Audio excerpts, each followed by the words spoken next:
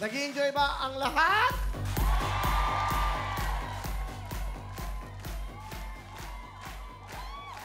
At syempre, meron lang kaming announcement dahil sa lahat to ng ating mga kababayan sa abroad.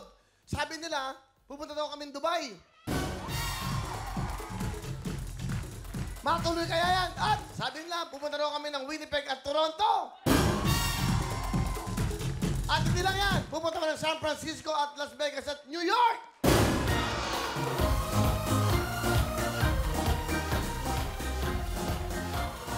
Woo!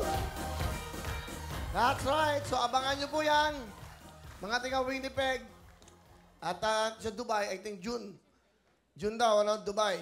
So, ating mga dakila, mga OFWs, maraming salamat po at napili nyo ang wawawin na magpasaya sa inyo dyan. So, ano ba?